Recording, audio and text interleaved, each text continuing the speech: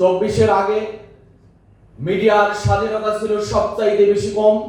মিডিয়ায় কেউ স্বাধীনভাবে কথা বলতে পারতো না, কোনো ব্যক্তি মত প্রকাশের সেই সুযোগটা পায়নি। যখন আমরা স্পেশাল ইসলামী ছাত্র শিবির এবং সেই ফ্যাসিবাদ বিরোধী শক্তি যারাই ছিল, যখনই তারা তাদের বিরুদ্ধে কথা বলেছে, তখনই তাদেরকে গ্রেফতার, জুলুম, নির্যাতন, রিমান্ডের নামে নানা জুলুম এবং নির্যাতন শিকার হতে হয়েছে। আমরা দেখতে পেয়েছি এদেশে যারা দিন চর্চা করত, যারা দিনকে ধারণ করত, যারা নিজেদের ভিতরে দিনই চর্চা পোশাক করত, সেই আলেম শ্রেণীদেরকে নির্মমভাবে ধরা হয়েছে, হত্যা করা হয়েছে, ফাঁসিতে নেওয়া হয়েছে, তাদেরকে কারাবন্দী করা হয়েছে।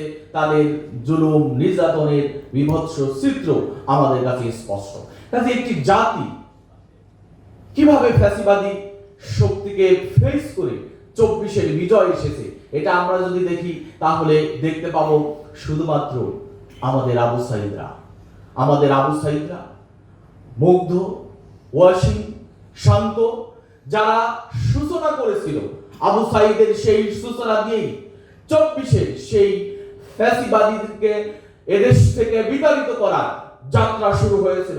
আমরা যদি দেখি সেই আন্দোলনে সকল দল বল নির্বিশেষে সবাই অংশগ্রহণ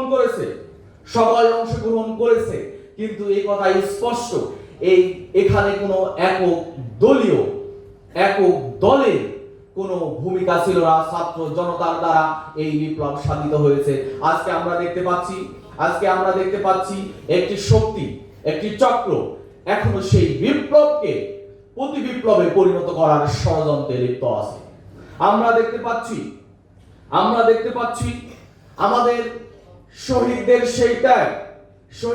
সেই আত্মত্যাগ, আহত পুঙ্গত্ব বরণকারীদের সেই ত্যাগকে ধারণ করার মতো শক্তি আমাদের এই প্রজন্মের অনেক ব্যক্তিরাই এই প্রজন্মের সেই ত্যাগকে স্বীকৃতি দিতেও অনেক ক্ষেত্রে তারা দ্বিধাদ্বন্দ্বে ভোগেন।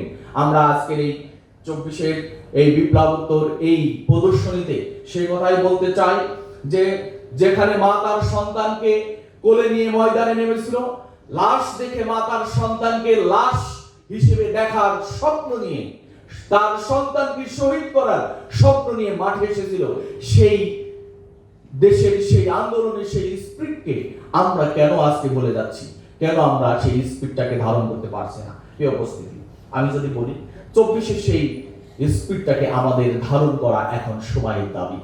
আমরা যদি 24-কে ভুলে যাই তাহলে প্রায় 2000-এর অধিক যে শহীদ, লক্ষ লক্ষ ছাত্র জনতা যেভাবে আত্মত্যাগ করেছে, তাদের সাথে নির্মম বিশ্বাসঘাতকতা ছাড়া আর কিছুই আমি দেখি না। কাজেই আমাদের এই প্রজন্মকে 24-কে ধারণ করতে হবে, 24-এর স্পিরিট আমাদের লালন করতে হবে এবং ফ্যাসিবাদের জুলুমের বিদায়টা আরো অনেক সময় নিয়ে আমাদেরকে দেখতে হবে যে তারা এখনো বিভিন্ন ছদ্মবেশে আমাদের উপর চেপে বসে আছে। তাদেরকে বিদায় দিতে হলে আমাদের আরো বেশি ঐক্যবদ্ধতার সাথে মাঠে থাকতে হবে। আমি যদি আপনাদেরকে বলি, এখনো এই মুহূর্তে এই গণহত্যার কোনো বিচারের দাবি ঠিক সেইভাবে উঠেনি। এখনো যারা 24-এর গণহত্যাকারী, তারা বুক ফুলে রাজপথে তারা হেঁটে যায়, তারা কর্মসূচি দেয়, তারা অবস্থান করে, অথবা দেশের বাইরে থেকে তারা 24-এর গণহত্যার বিপরীত মেসেজ জাতির ভিতরে দিয়ে বিভ্রান্ত সৃষ্টি করার ষড়যন্ত্র করে যাচ্ছে। অথচ 24-এর হত্যার বিচার এখনো সেইভাবে জোরালো হয়নি।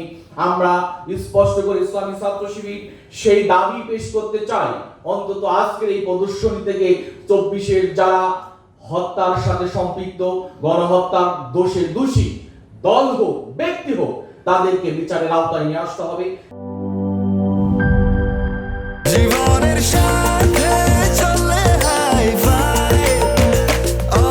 স্বাস্থ্যকর অল টাইম, সব সময় অল টাইম হেলদি লাইফ।